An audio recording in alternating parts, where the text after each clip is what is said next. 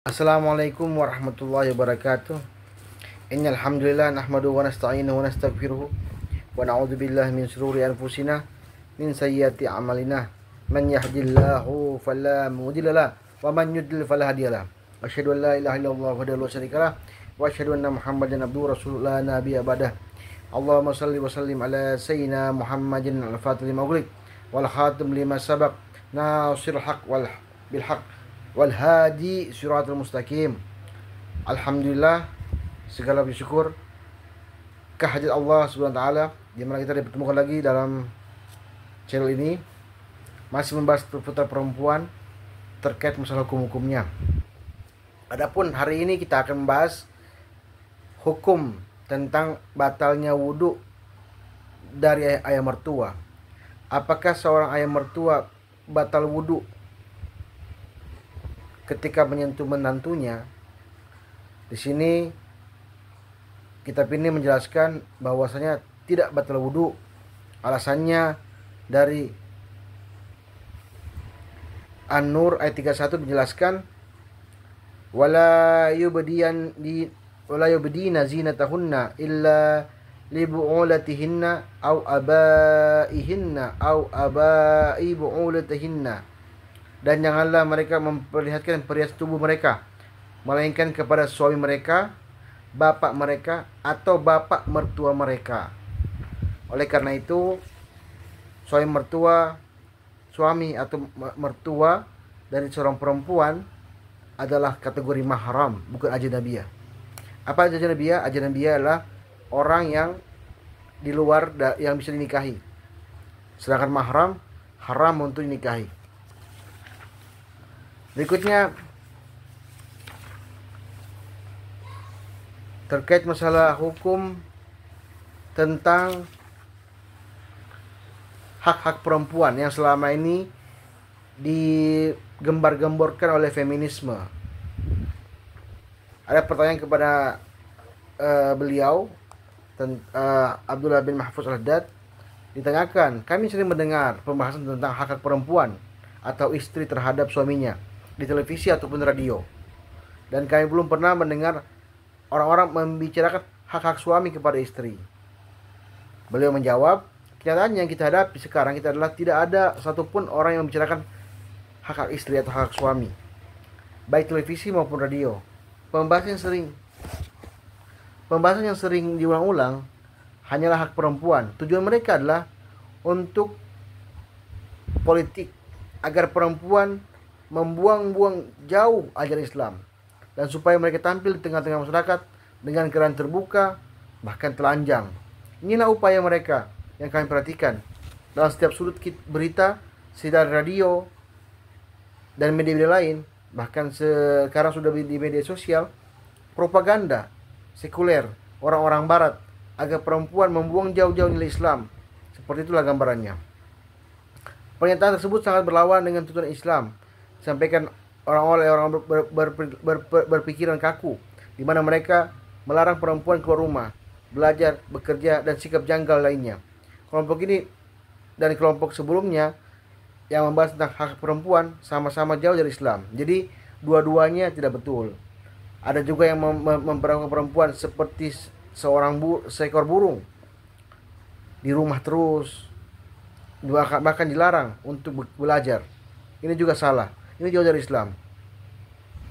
Islam mengajarkan sikap tengah-tengah, yaitu moderasi atau modernitas. Moderasi. Di mana ini juga diajarkan oleh di Indonesia seperti itu. Dia sikap di tengah-tengah, tidak juga terlalu eksklusif dan juga tidak terbuka atau liberal. Namun Islam memperbolehkan perempuan bekerja di luar rumah dengan syarat menjaga kehormatannya, memakai baju yang syariat, tertutup, dan menjauhi segala tindakan yang menggoda laki-laki. Islam tidak pernah melarang perempuan keluar rumah dan bekerja. Pernyataan seperti itu merupakan bentuk jumud atau menyimpang jauh dari nas-nas Al-Quran, dan juga tidak mencerminkan perilaku para sahabat dan tabi'in. Sekiranya Islam itu melarang, dan maka perempuan pasti akan bersikap kaku, maka niscaya akan dijelaskan beberapa teks-teks syariat. Tetapi pada kenyataannya hal tersebut tidak demikian. Dalam Islam, Al-Quran memerintahkan perempuan agar selalu memiliki rasa malu, menutup segala keindahan tubuhnya, meninggalkan pakaian terbuka. Dahulu para sahabat perempuan menghadiri majelis-majelis Rasulullah. Dalam majelis tersebut, Nabi bersabda, berkhutbah, mengajar, dan perempuan-perempuan bertanya kepada beliau. Bahkan para sahabat berkata, maka berdirilah seorang perempuan yang kedua pipinya hitam karena sinar matahari. Dia bertanya, mengapa wahai Rasulullah? Sekiranya wajah seorang sahabat perempuan tertutup, maka tentu saja para sahabat tidak akan mengetahui warna hitam di kedua pipinya. Wallahu a'lam bishawab. Jadi demikian, bahwasanya Islam tidak mengajarkan jumud dan juga tidak mengajarkan kepada terlalu liberal, terbuka. Yang terakhir ini hukum mengenai pewarna kuku. Ada beberapa orang bilang bahwa memakai kuteks atau pewarna kuku haram karena mencegah air wudhu, kecuali pada saat datang bulan. Bagaimana konteksnya? Bagaimana kita pandangan Ustadz terhadap tersebut? Jawaban beliau, sungguhnya kuteks dan semua pewarna mengandung bahan pewarna permanen dan tidak bisa dihilangkan dengan air. Maka ia mencegah datangnya wudhu atau mencegah sahnya wudhu. Benda tersebut tidak boleh digunakan muslimat kecuali jika dihilangkan setiap kali wudhu. Jadi kalau kita pakai kuteks, dihilangkan ketika wudhu. Sama saja kita dipakai saat wudhu atau tidak. Karena jika wudhunya batal, maka dia wajib menghilangkan benda tersebut karena mencegah air masuk dalam kulit. Jika tidak dihilangkan, maka sholatnya pun batal. Apabila dipakai saat datang bulan, maka tidak apa-apa karena pada saat itu tidak wajib melaksanakan sholat. Akan tetapi ketika sudah suci, maka dia wajib menghilangkan agar bisa berwudu.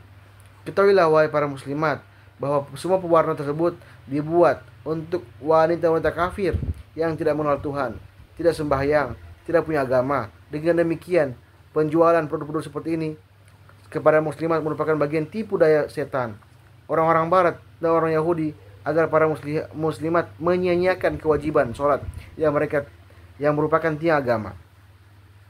Sholat adalah penyelamat dari api neraka, maka hendaklah para muslimat berhati-hati. Cukuplah bagi mereka memakai pewarna yang islami seperti pacar atau celupan-celupan yang bisa masuk air ketika wudhu.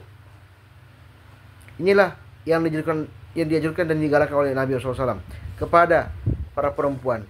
Bahkan Nabi SAW tidak suka kepada perempuan yang membiarkan tangan jarinya putih, tidak berwarna seperti tangan laki-laki. Jadi Rasulullah pun suka melihat perempuan itu cantik, terindah, kukunya rapi dan memakai warna-warna, asalkan dengan syarat, yaitu wudunya bisa masuk ketika air wudu bisa masuk ketika wudu, sehingga sholatnya sah.